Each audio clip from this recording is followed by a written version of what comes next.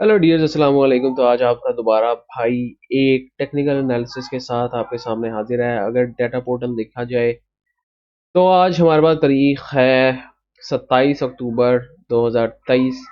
आज हमें देखने को मिली है मार्केट में मंदी, जिसमें हमें 241 पॉइंट्स लूज किए हैं मार्केट ने। इसके अलावा अगर हम देखें इसका फीपी लिपि अगर देखें तो हमारे पास शीट में भी अगर देखें इसका हम, और फीपी लिपि को भी ज़रा देखते हैं कि इसमें हमारे पास क्या वर्किंग शो कर रहा है आजकल। अगर हीट मैप देखें तो जैसे कि WTL हम देख रहे थे, काफ़ी दिनों से ऊपर जा रहा था, प्रॉफिट दे रहा था, आज वो लॉस में गया है। टेक्नोलॉजी एंड कम्युनिकेशन ओवरऑल हमें लॉस में दिखी है। इसके अलावा हमारे पास पावर जनरेशन में बस थोड़ी सी एक्यूमुलेशन देखने को मिली है। सीमेंट सेक्टर में थोड़ी सी हरियाली देखने को मिली है, बाकी सारे सेक्टर्स कम गए हैं। बैंक ऑफ पंजाब जो कि हमने देखा था 4.04 से उठ के 4.5 पे आया है, वो दोबारा नीचे जाने की कोशिश कर रहा है। बैंक अल हबीब भी हमारे पास थोड़ा सा गेन में दिख रहा है हमें। इसके अलावा थोड़े थोड़े स्टॉक्स हमें गेन में दिख रहे हैं, बाकी सारे मोस्टली हमें लाल लाल खूनी खूनी रंग दिख रहा है। आज का फीपी लिपि देखें तो हमारे पास 0.39 बिलियन की बाइंग की है फीपीज ने, और लिपीज ने सेलिंग की है। सबसे ज़्यादा जो सेलर्स हैं बैंक रहे हैं, 1.73 मिलियन डॉलर्स की मेजर सेलिंग सारी बैंक ने ही की है। जिस तरह के मैं आपको दिखा रहा था, यहाँ पे सारे जो माल उठा रहे थे वो बैंक उठा रहे थे, तो उन्होंने मेजर सेलिंग अब बैंक ने करनी भी तो थी, प्रॉफिट टेकिंग तो करनी थी, तो उन्होंने सेलिंग की है।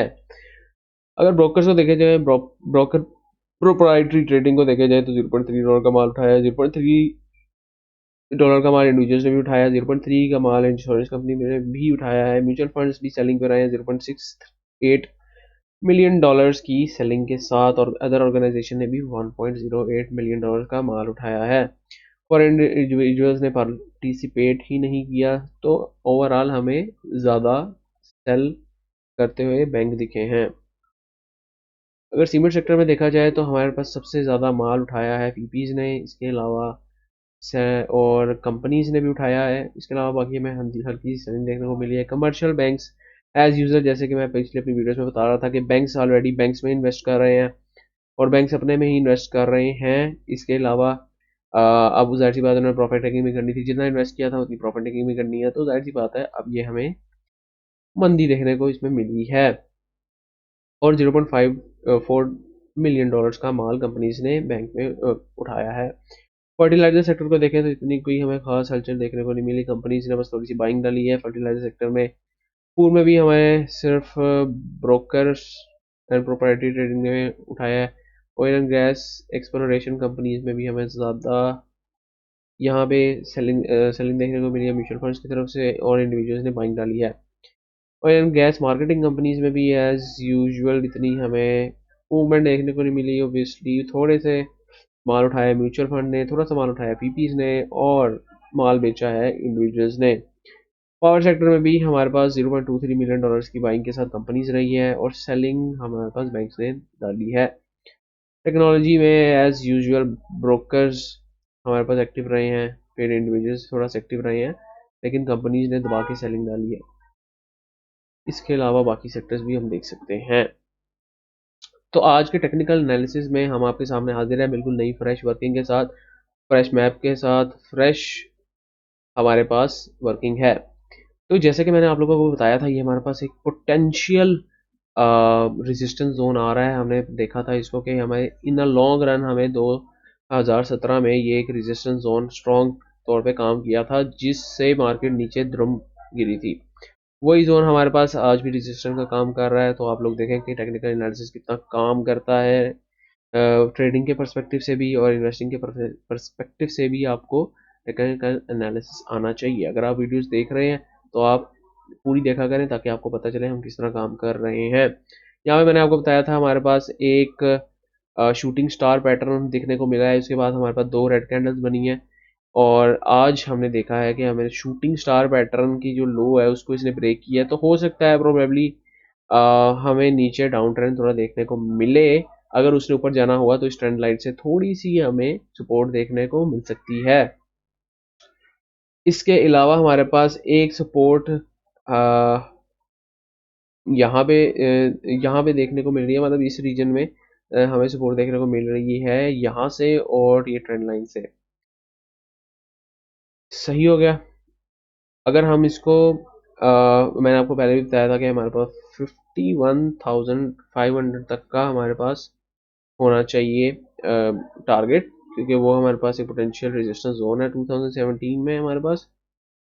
अच्छा, अब हम वॉल्यूम्स को देखें तो वॉल्यूम्स में हमारे पास कम होते जा रहे हैं, हमारे पास सेलिंग के वॉल्यूम्स लगना शुरू हो गए हैं हाई, और सेलिंग के वॉल्यूम्स जिस तरह के हम देखते हैं कि आहिस्ता आहिस्ता शुरू होते हैं फिर हाई की तरफ जाना शुरू होते हैं। तो इस तरह हम देख सकते हैं कि शायद हमारे पास वॉल्यूम्स और तगड़े लगे सेलिंग में, क्योंकि प्रॉफिट टेकिंग इधर से लोग उठा रहे हैं माल, तो प्रॉफिट टेकिंग भी तो उन्होंने करनी है, क्योंकि उनमें से मोस्टली जो है होते हैं वो ट्रेडर्स होते हैं, इन्वेस्टर्स नहीं होते, स्विंग ट्रेडर्स यहाँ पे डे ट्रेडिंग जो करते हैं।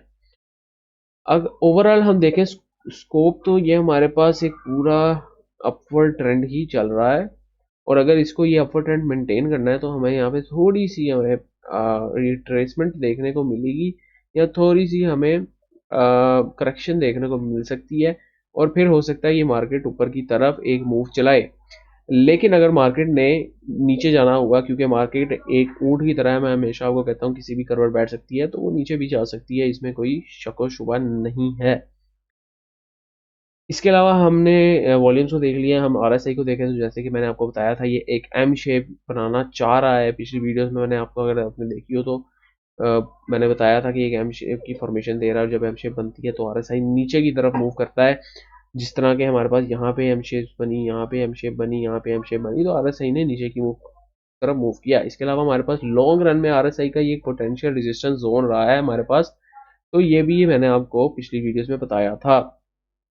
तो ऑल इन ऑल सारे इंडिकेटर्स और बाकी चीज़ें हमें ये शो कर रही हैं कि हमें अभी मार्केट में सेलिंग देखने को मिल सकती है। इसके अलावा अगर एक्सपोनेंशियल मूविंग एवरेजेस देखें 20 और 50 को,